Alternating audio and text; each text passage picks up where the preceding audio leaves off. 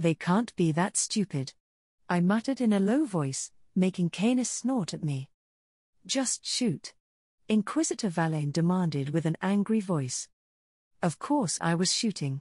The problem was unclean ones made for a bad target, being super resilient by their nature and also regenerating at speed from the presence of that Nurgle shard. Not only that, this invasion carried a plague planet with them and hundreds of plague hulks, each inhabited by billions of Nurglings and other lesser demons. My barrage of Nova mines was mostly ineffective as long as the big demons were around. Who all? Worf. My wolves spoke both at once, then sped ahead, Canis glowing like a second sun while Zath burned with cosmic fire, and crashed into and through the leading Chaos warships. Right, Zath was the opposite of a coward, unlike Lash. Plus the Catan wolf had his transcendent self right inside the Black Lament, as a guarantee. Fleet-wide. Engage one Hulk at a time. Valerian, focus the beam on the small Nurgle thing. I commanded via my sounding board, and somehow felt the Catan grin at me, mentally. With Sister Decima out to provide system-wide blankness, and the Eternal Lament powering its Necron pylon as an ad hoc reality cage, we stood a good chance of defeating the second invasion as well. As expected, the Nurgle shard didn't like being splashed by the deadly Immaterium beam and hid inside his plague planet, which simplified my targeting a lot. I knew that Abaddon had used 2 Blackstone fortresses to explode a whole planet once, although he had the help of his sorcerers. I only had Sister Stern and the 6 Alpha Psychers from the Omega Vault as extra power, but it should be enough. 2 clicks later, Sister Stern was helping Librarian Valerian focus the beam onto the green-clouded planet while I drained the 6 Alpha Psychers and powered the Black Lament, and did the same. A huge buzzing sound filled the void as the 2 beams melded and drilled towards the core of the plague planet, while Canis and Zath fought and slashed 2 unclean ones to shreds, again and again. 2 unclean ones made their way down to the surface of Hydrophor, and began ripping to shreds the defending troops of the Mechonicus, while dreadpods filled with Chaos Marines tried the same, and mysteriously vanished in the system's sun. I couldn't block great demons, but unshielded ships or drop pods were a different matter. Newly recovered and repaired bunkers and tarantula turrets appeared once more in front of the main hive city, flanked by titans and knights from my house, just as the 2 landed great demons summoned their armies directly onto the surface. Demon engines of a dozen types, Chaos Marines and billions of corrupted guardsmen and cultists flooded the polluted plains of Hydrophor, then died just as fast as I could scatter Nova mines at the warp portal's exits. The battle was on. Little by little, our drilling beam pierced through the plague planet, then after some 20 minutes of tense tension the planet's core was breached and the giant thing exploded, just as I scattered a few thousands Nova mines of the exposed surfaces. Shrapnel the size of moons and asteroids splashed the Chaos fleet, destroying dozens of space hulks outright, while damaging most of the rest. Just make sure to clean up the system. My Inquisitor wife advised me as she vanished, and reappeared among the Custodes host that engaged the great demons in melee. Because that was the best way to block the shots of my Titan Legion, of course. Al-Besalam and Stern, go help on the planet. I ordered with a mild voice, not even trying to sound upset. Mostly tired. Sure, melee was glorious and all, but I was trying to leave this place. Then shook my head, as I discovered the Nurgle shard was still alive somehow, even if his plague planet had exploded around him. Damn stupid thing.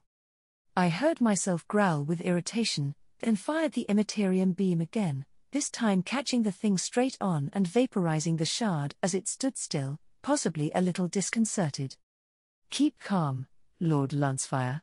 This black beam of yours can also kill the remaining great demons, right? The blade spoke in a soothing voice, reminding me I had a job to do. I just grinned and splashed the next unclean one, burning its soul away.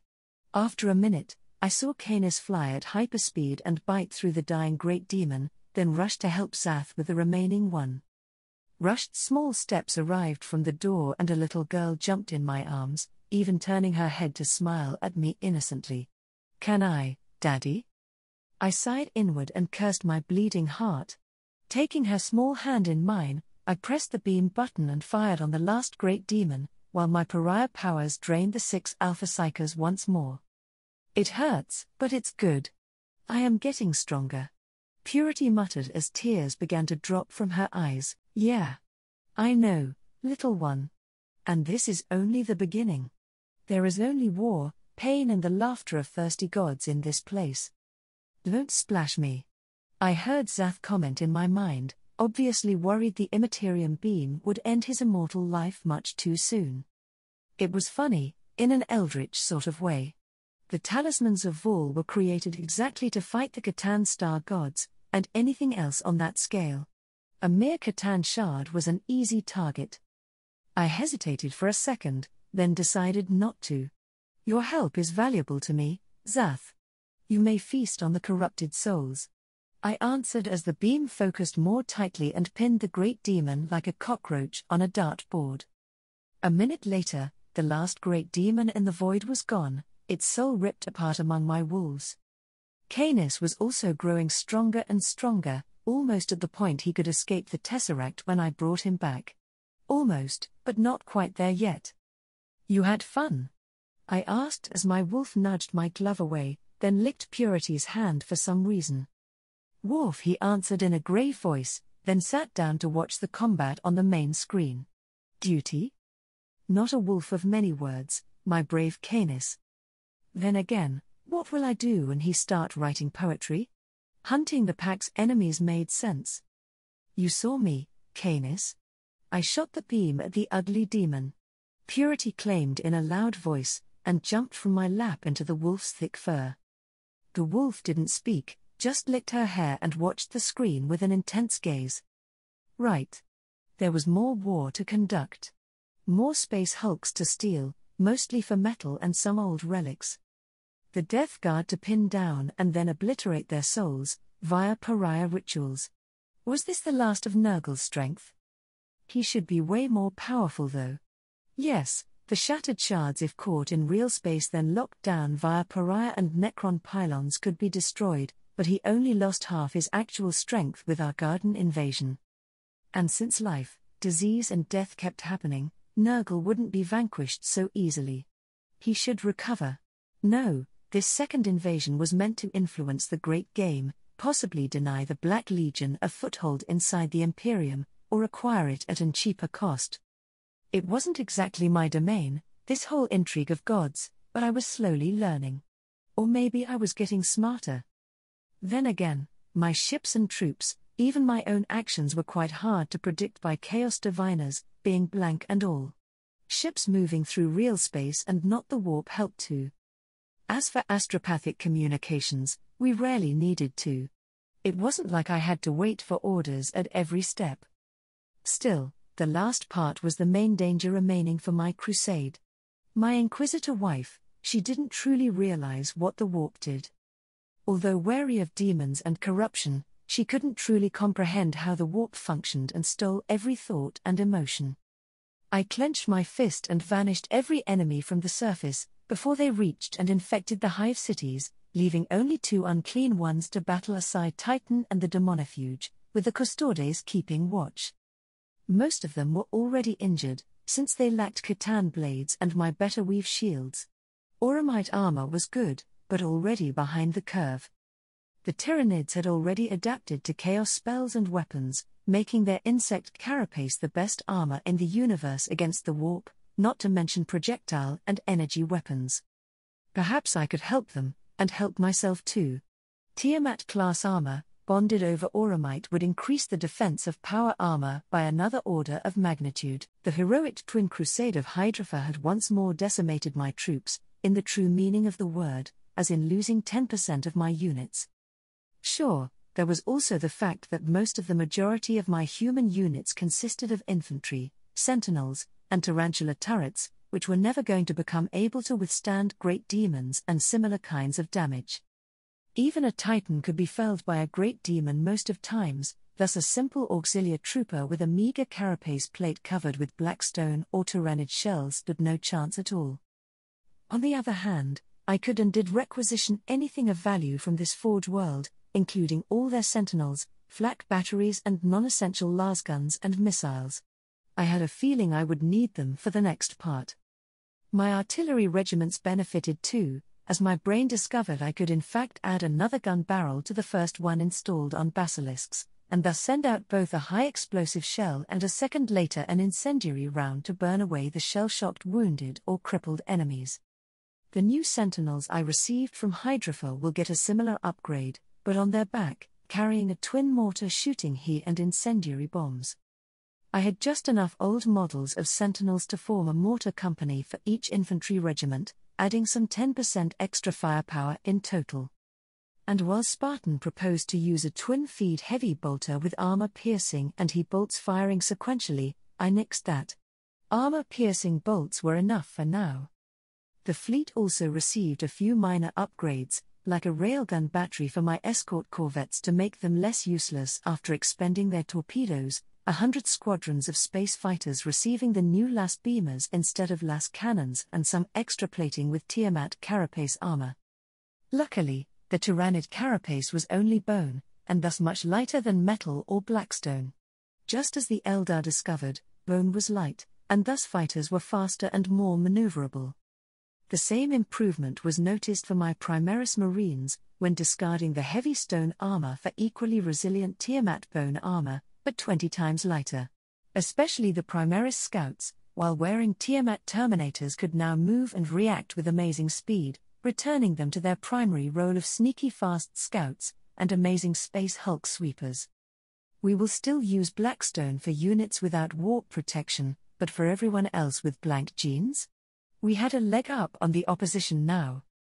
Among the Death Corps of Krieg, 5 infantry regiments were selected to wear full Tiamat carapace armor and serve as shock troopers for the rest, while 10,000 crippled Kriegers were converted into willing Thalax pilots to die for the Emperor again, but harder. They were actually grateful for the surgery, for some strange reason. Win-win, as the new Kriegers were still upgraded clone skeins with expanded reflexes, durability and lifespan. They could serve for centuries in constant combat, or millennia if stored in stasis properly. The fabricator of Hydrophil was leaking oil when he received 1,000 new Thalax suits for his defense, then muttered in despair at the amount of work I gave him in return. 1,000,000 Ares corvettes and 1,000 Nova cruisers was a tall order, even with enough metal supplies to cover twice this number. Rejoice, fabricator. When this ship order is finished, the Omnissiah will return to us, and the Great Crusade will resume again. I found 5 Primarchs already, and while Ferrus Manus is dead, I know how to revive him. And you have received a great boon of knowledge already, didn't you? I said in a gentle voice, then pointed at his central cogitator filled with ancient and new STCs worth 10 times the ship order.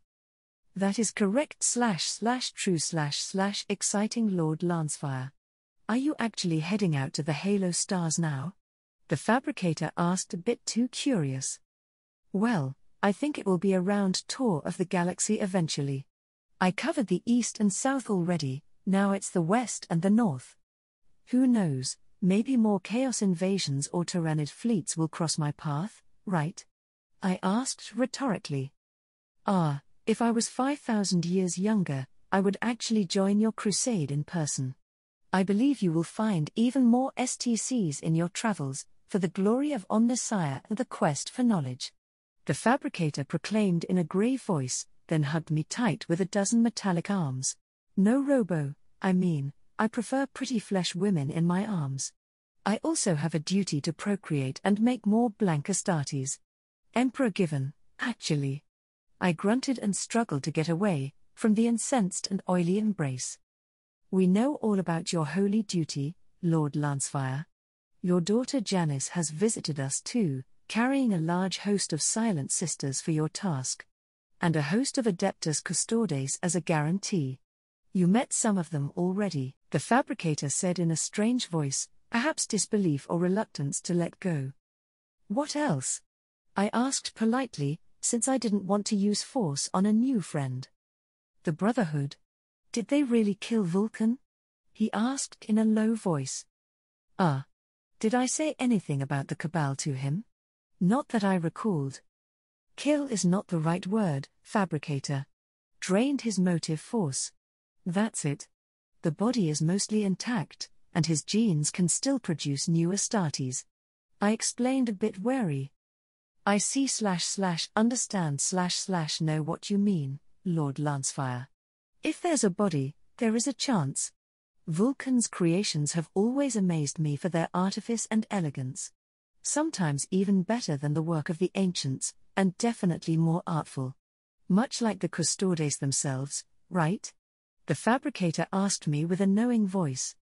There is an old Terran proverb, fabricator. One should never meet his idols, for they are never what we think they were. Vulcan would insult you to your face and call you a simpleton and a bigot, for he never minced words and spoke from the heart. And someone from the Golden Age would pity you for your lack of knowledge and rigid preconceptions, and they would be right as well. It took creativity and invention to create the wonders of old, but the machine cult murders those like that as heretics now. Sometimes rightfully so, when they mess with the warp and demons, sometimes not, I said and drew back, staying close to the copper-lined door of his study. You disapprove of the cult? I thought you were our greatest supporter. The fabricator muttered and spread some incense around. Oh, but I am. I saved 100 Forge worlds already, and will save them again and again. But, while we struggle in the decay and misery left by the machine revolt, other enemies of humanity grow and invent new machines and weapons that will surpass us soon, like the Tau. And less said about the Necrons, the better. They are so far ahead of us, that a single deranged cryptech with 1% of his mental functions knows more about technology than all of humanity combined. And with that wise advice, I'm gone. I spoke in a sad voice, then transported myself on the Black Lament and the fragile safety of a moon-sized battle station. I needed many more Astartes, blank Primaris ones. Which meant I had to break through my limits and impregnate many more women. Also collect whatever blank communities I could find, and safeguard them in the fringe. As my crusade fleet departed Hydrafa, I realized what the fabricator meant about Vulcan. He was far smarter than I thought, despite his prejudice. I was just too proud to say it. So I entered his dimensional storage inside the Tesseract, took out my phase blade and chopped off his upper body including head, neck and one arm. Then kicked his head away, out of the Tesseract, and just watched as his body grew right back, including an intact heart and everything else. Fucking perpetuals. They were indeed hard to kill. When Vulcan opened his eyes, he found Spartan, M and A, his own clones staring back at him. I must have died and gone to hell. Vulcan muttered as he took stock of his surroundings. You were impaled with a fulgurite weapon. Probably by the Cabal, or the Inquisition, maybe the cult Mechonicus. Your corpse is right there. Spartan spoke with a casual voice, pointing at his stasis coffin holding the headless body with a crystallized lightning inside his dead heart. On the other hand, I brought the Emperor back to life as well, and several of your brothers. And cloned you a few times too. They are smart, but weaker than you. I added from the sidelines, while sipping my Amasec and feeling quite content. I need a drink. And a hug, Vulcan demanded in a loud voice, and took 2 steps to sweep me off my feet into a hug, almost crushing my Terminator armor with his absurd strength. Let go, you brute. I argued a bit weak. Meeting your idols was just as weird as the proverb said. Our journey into the Halo stars had barely begun, when Sister Stern arrived with Sister Darcy into my room, where I was working as usual on the cogitator, trying to make a better Sentinel Walker. My work was actually going great this time, since I was cheating and using multiple research teams for this project, from the displaced 25M time travelers, to the even older Necron cryptech, then a certain Catan shard who was feeling bored and sated, then a giant Primarch and his clones, and lastly my own team of Mechonicus and Tech Marines adepts to verify and secure everything with Texosist protocols and basic common sense. Laser-based weapons were quite simple and shouldn't explode when fired, right? Yes, my dear saints? I asked the 2 women as they sat at my sides and stared at the holy screen in silence. I sense a tremendous peril ahead.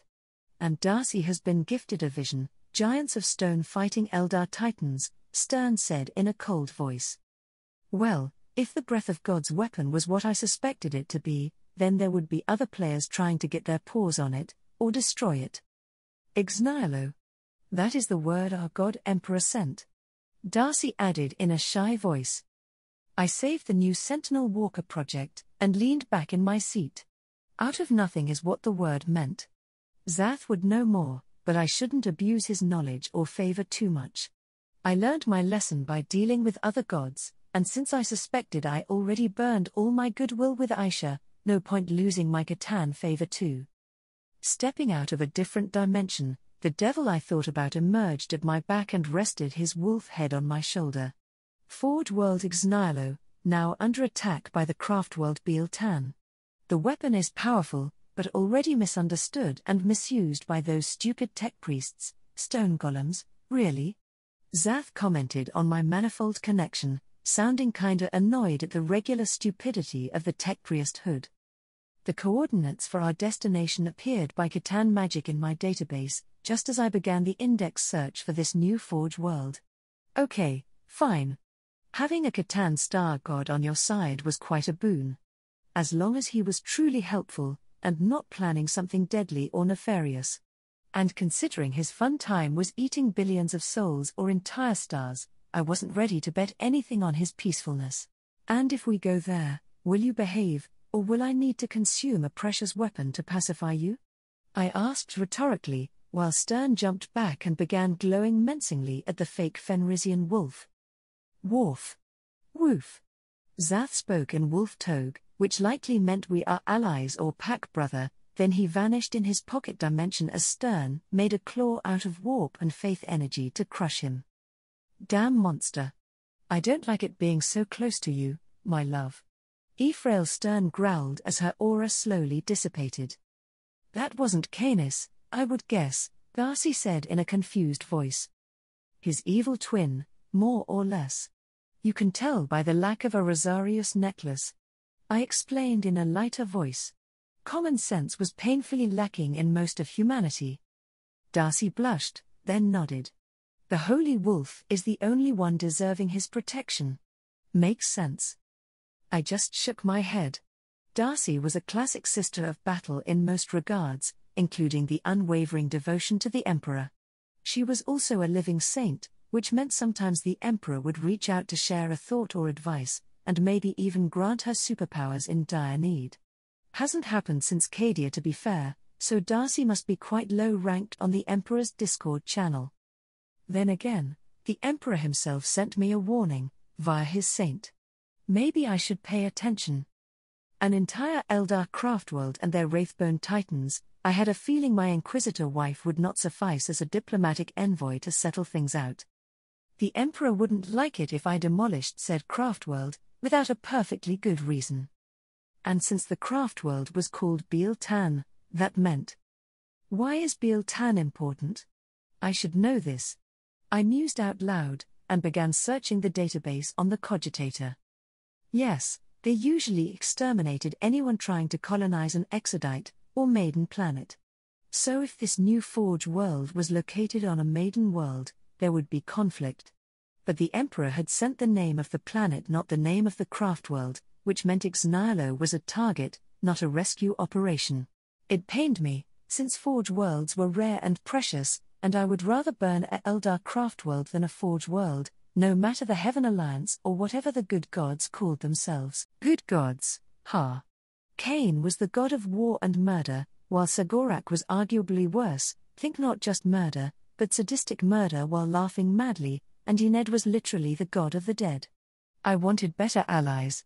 Come to think of it, the Catan star gods were probably worse. Damn, this galaxy sucked. Wait. Back up a minute. Ened, thus Ivrain. Ivrain was born on Biel-Tan. She wouldn't like me burning her homeworld, right? Who would resurrect my mother, if I burned the bridges with Ivrain? Sorry, poor Igznilo. It seems I do have to burn you down, even if the Emperor ordered it or not. He probably did though. A single word, but the guy likely lived with the Spartans for some time. Or even created their culture, as a proto-Astartes eugenics program. Best not to think on it too long. I would dream of smashed defective babies on the rocks for a week otherwise. Valerian, new coordinates, fleet-wide. A new Forge world, called Ixnilo.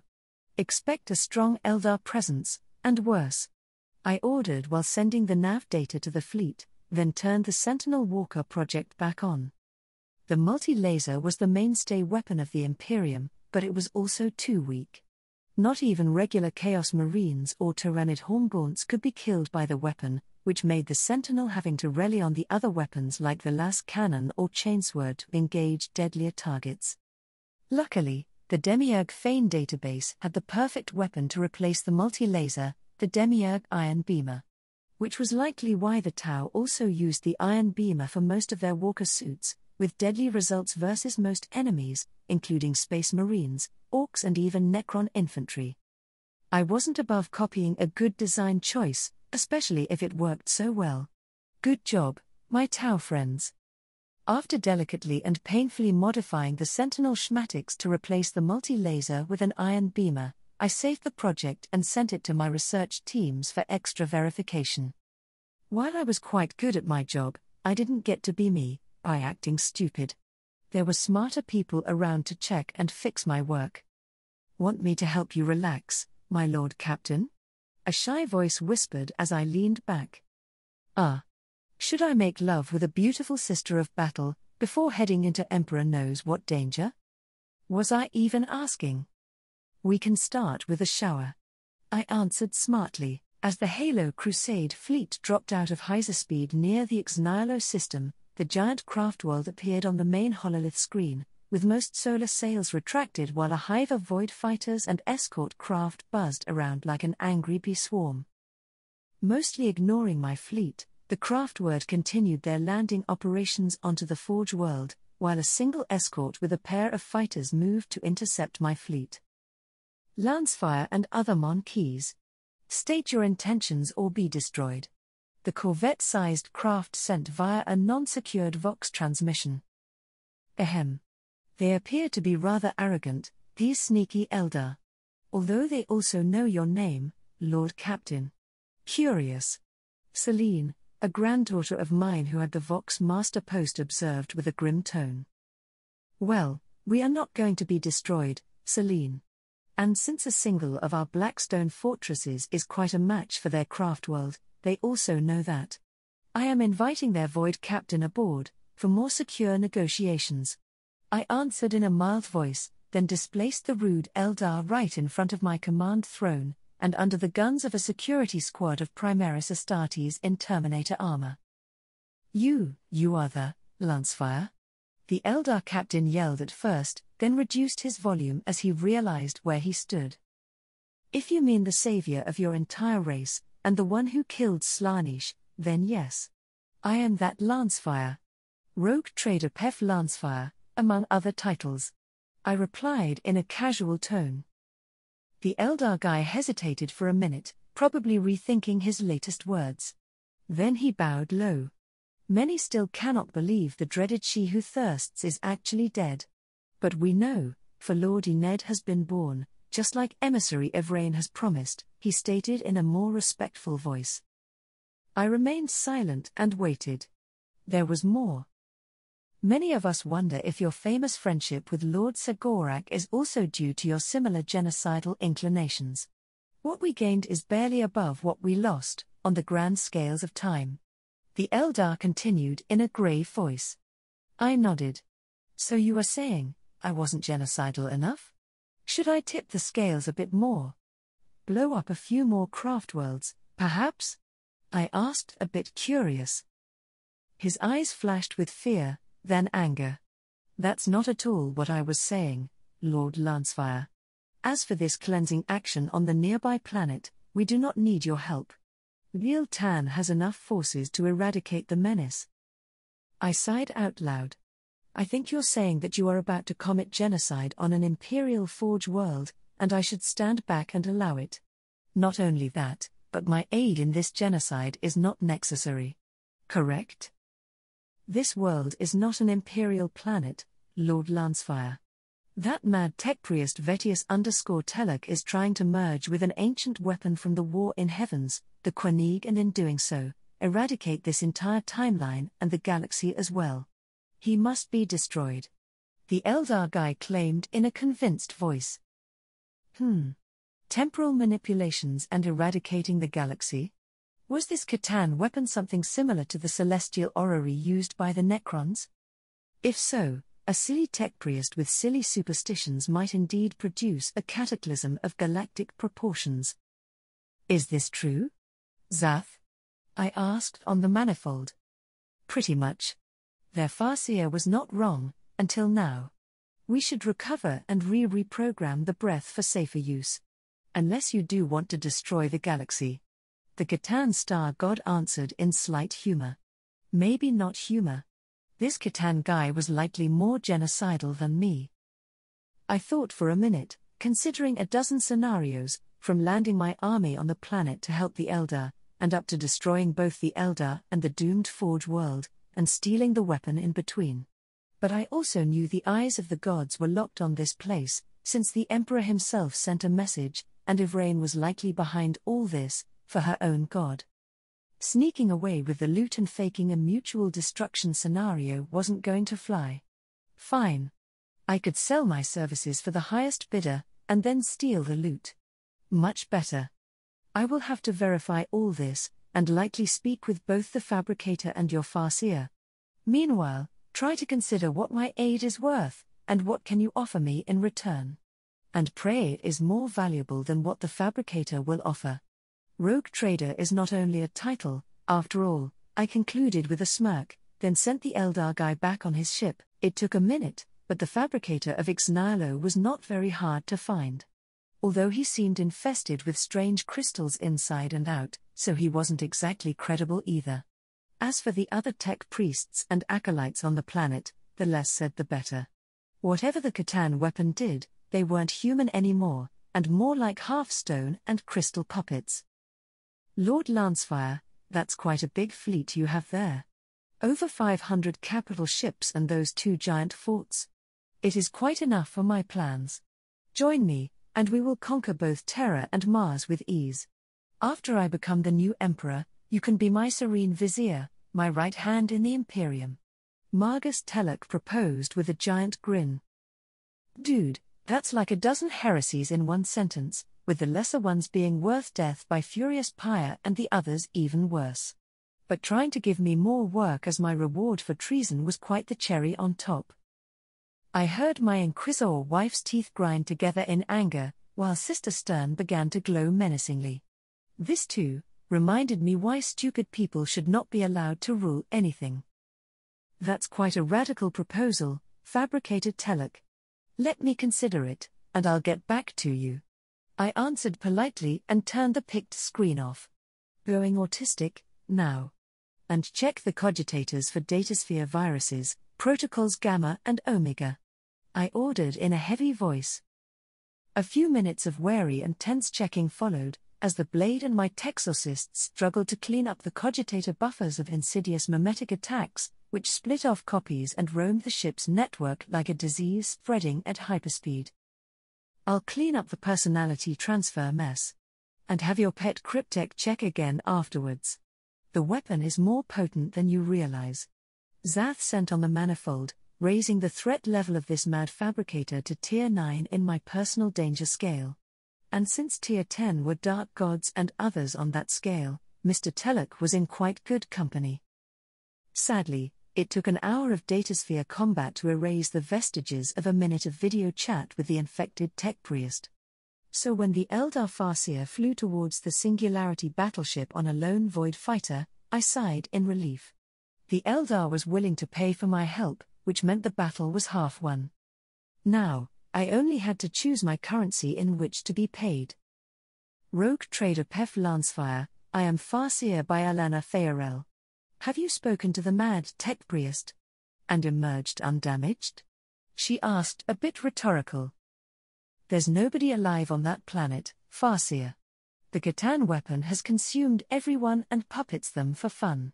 And you need my firepower to cleanse every trace of this weapon. So make your offer, I declared in a bartering tone. Her hand wavered in midair, and she lowered it. I guess you're mostly right, rogue trader. Perhaps a skilled mind healer could help a few of them, but the risk is too great, for no gain at all. Purdator, is what you called such worlds, Inquisitor? The Farseer asked my wife with a knowing voice. The Halo Crusade fleet has entered autistic mode, blocking any signals from the planet or nearby space. The case is even worse than a Purdator nomenclature, Farseer. Anyway, Lord Lancefire is in command of the Crusade, while I merely observe for the Emperor of Mankind. The Inquisitor answered with a serene voice, then smiled mildly at me. I got the message anyway. Don't fuck it up, Pef. I got your back, as long as you don't break too many laws. The Farseer took out an Imperial data slate, and hovered in midair with her psychic powers. This void spinner is armed solely with a monofilament cannon, except that it incorporates a technovirus that sterilizes the ground that it touches. This makes it extremely useful against the orcs due to the orc spore-based method of reproduction, preventing further reinfestation. Useless on this planet, but quite valuable to recover orc-infested ground. I mean, we also had similar research going at the fungal research station back home, using the hex virus we obtained from the Dark Eldar, but a proper anti-orc weapon was quite valuable, maybe even more useful against the Tyranids, if it does work. That's a good trade, almost. But Biel-Tan is the homeworld of Ivrain, right? The god of the dead wants somebody killed, he should pay me with a resurrection. My mother, in this case, I demanded in a cold voice, while producing the stasis coffin with the soulless body of my long-dead mother, reconstructed by Aisha a while ago. The Farseer glanced inside the coffin for a second, and her face paled ever more. And Eldar weren't sunbathing at all. You would entrust me with your mother? She asked in a short breath. That's only her body. Your goddess Aisha reconstructed it from a single strand of hair, but her domain is not death. Anyways, my mother died fighting and killing Fulgrim, the demon serpent of Slanch. Asking Aisha to build her a new body will be a bit awkward though, even if she owes me a favor or two. Divine favors are rather expensive, even for a rogue trader as skilled as myself. I spoke in a mild tone, while snatching the floating data slate with my tesseract. Damn Eldar, sitting on such a precious weapon like this void spinner, while the galaxy was overrun by orcs and whatever else critters. They were just as bad as the cult Mechonicus. If Lady Lancefire died as you claim, even Ivrain will consider it. But if not, my craftworld will plead with Lordy Ned himself, and pay his price.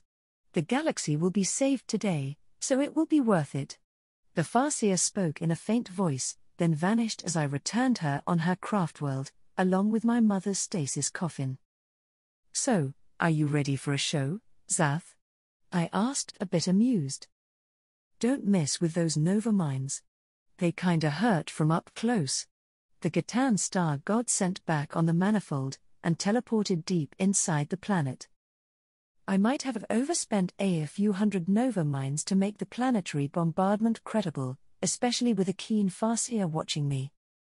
But as the Halo Crusade moved on, and Ixnalo burned to the crust, Zath carefully fixed a new glowing crystal on my glove. Just in case I wanted to detonate a star, or create a new one. I had the power of creation at my fingertips now, literally. Should I hold my breath when I use it? I asked the Catan with an innocent voice. You are being childish, Lord Captain. When you hold the breath of the gods in your hand, you are even stronger than my transcendent body in your vault.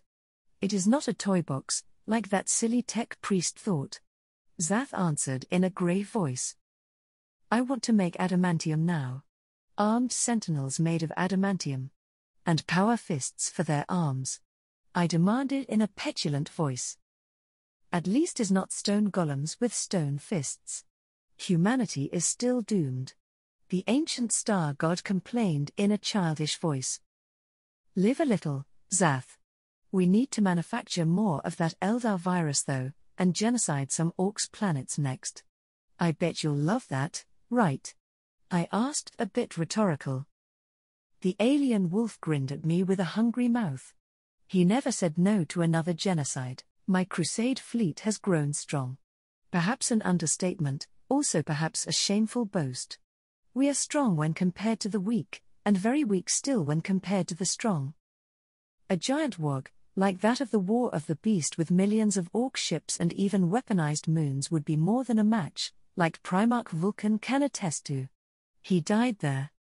As for a hive fleet and even a small war fleet of the Necrons, my vaunted crusade fleet would be only a small morsel. Yes, we would go down fighting, but we would die even so.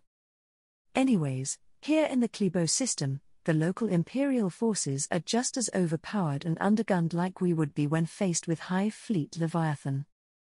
The Calix's sector fleet maintains a supply base on the moon orbiting Klebo, filled all sorts of goods I want and need. No, I don't steal them, or even requisition the munitions and fuel, nor the torpedoes and missiles, not even the food stores. I buy them from the local Rear Admiral, with a two-sided offer. Firstly, Sister Stern will heal and rejuvenate his old body to his prime. And secondly, a gift of 100 new Aquila starfighters armed with las cannons and iron beamers, along a dozen training seats and even an STC template for everything they contained. Lady Valaine, my Inquisitor wife, is not very pleased with my unorthodox rogue trader methods, but I know best. Admiral Thorne is an Imperial noble, and thus he is conditioned to act in a certain pattern. Even more importantly, I got to test my breath on the dead world, and find out what I could truly do. Were the STC rumors on Klebo true? Turns out they were, and also not. The STC cube I found under the old ruins was too damaged to read anything out. But under the STC cube, there was an intact data slate with technical manuals in STC format, explaining in every detail the construction and maintenance of proper STC data cores, including planetary-sized ones, or as the Demiurge called them, ancient cores or the Votan. Yes, I am stupid sometimes. So I used my breath to transmute the ruined city into a working STC core, and then everything turned black. Sometimes later, I woke up with Tecbrius jugular deep inside my colon, his mech dendrite at least, while Canis and Sath stood watch over the medical procedure. Woo! Woo! Canis asked in his wise way. I almost burst in laughter at his cute sounds. And no, I haven't burned my brains out. The hermetic core in your left armpit saved your life, Pef Lancefire. I did wonder what purpose it served, since you weren't shifting dimensions like a Catan, or maybe a Necron overlord my pet Catan observed in his casual cruel way. Good to know at least someone other than the Emperor knew what the metallic nodes at the base of my limbs were. And their purpose. Do you know what the other 3 cores are for? I asked mentally with a hopeful voice. The word hermetic means sealed and locked. The cores will only reveal their function after you awaken and use them. The first one appears to regulate stellar mass drain, possibly by shutting down your brain before you overdrain. Not something of my make, but definitely Catan tech. The wolf-shaped Catan explained with a patient voice. Since I was now a patient, it fit quite well. I'm fine now, Margus Jugular. You can go explore the device now, I urged the tech priest, who nodded eagerly and ran off to join millions of other tech priests and tech marines exploring my city-sized creation down on the planet. I sidestepped through my tesseract labyrinth to get washed and dressed in my Terminator plate, then returned to the battleship's bridge. My 2 wolves used different ways, but also reappeared at my side, flanking me for shock and awe. Lord Captain. Good to see you back. My officers greeted me, while Stern just glared sternly at me. She tended to do that a lot. I waved a hand in a princely way, and sat down on my command throne, linking myself with the machine spirit and every bit of noosphere data in the fleet. Unlike other days, this went much faster and smoother, so perhaps the metal node in my armpit had unlocked more abilities. Anyways, it was clear that planetary-sized transmutations took a lot of energy, unlike playing with sentinels and other regular war vehicles. It will take a year to go over and upgrade every single weapon with my new breath, leaving the Titans for last, since they were the most complex of all the humanities' machines. Your personal contemplation rate has increased by 875%, with no detectable stress on the mind implant unit. The extra heat appears to vanish someplace. The Blade AI noted with a curious voice, in my head. While my old mind translated the AI speech into RAM memory cycles, I also knew this wasn't quite true anymore. The Catan were not machines, although they wore a metallic body as a shell. Imperial cogitators and implants were also metal shells, but they contained souls, or machine spirits. As for advanced cores and AIs, they were minor divinities inside the noosphere, and sometimes even outside. Information was power, after all. Call it thermal discharge, to another dimension. It's how void shields work, right? I answered the Blade with my own rhetorical question. Regardless, that core manual is very useful already, Lord Captain. I have begun implementing some repairs into all the fleet cogitators, but your personal touch is needed to upgrade them to full operational status, Federation grade. The Blade AI continued with a slight logic nudge. The Blade was obviously correct. Most of the data infrastructure of my Crusade fleet had been hammered together by a conclave of superstitious tech priests, and while the Singularity battleship was far ahead due to Archmago's Cal personal attention back on Terra, the other ships were in a poor state. Still working and ready to fight, but way less efficient and accurate than they could be. I opened my mind and let the breath of gods in, while keeping the schematics copied in my implant in front of my mind. In a minute or less, the central cogitator of the battleship transformed from a battered old relic into a brand new sparking Federation-grade data core, possibly 10 times faster. Scanning, testing, I conclude a 1094% increase in contemplation rate for the central core. Excellent work, Lord Captain. The Blade congratulated me, as it too began to expand into the stronger cogitator and the faster network connection all over the ship. I felt my head sway and my vision dance, since creating a powerful supercomputer with only your mind and an alien gadget interpreting your will was quite a tedious task. Maybe I should rest a bit. So, I closed my eyes, for just a minute. Battle stations. Vox network switching to autistic mode. I heard someone yell far away. Even with my eyes closed and a tired mind, I still had my tesseract vision, and a certain tempor mortis vambrace on my right arm. The future was safe, even with these new fleets. 2 more fleets had appeared in the Klebo system, one of them expected and enticed with the STC template donation to the Good Admiral, the other not so much. The Calix's sector battle fleet had sent 20 cruisers and 100 destroyers, while the Craig fleet had 30 Stronghold-class vessels and 10 bastions, thus around 10 entire Brotherhoods equivalent to 10 Astartes chapters. Humans of the Imperium, we only want the Ancestor Core. We can trade valuable technology in exchange. The Vox transcript on the main holy screen appeared from the Craig. I need to sleep. Wife, you deal with the small ones, I mumbled in a tired voice, then moved myself to my bedroom and turned off the mind implant. Yeah, I can be stupid sometimes. But I was tired.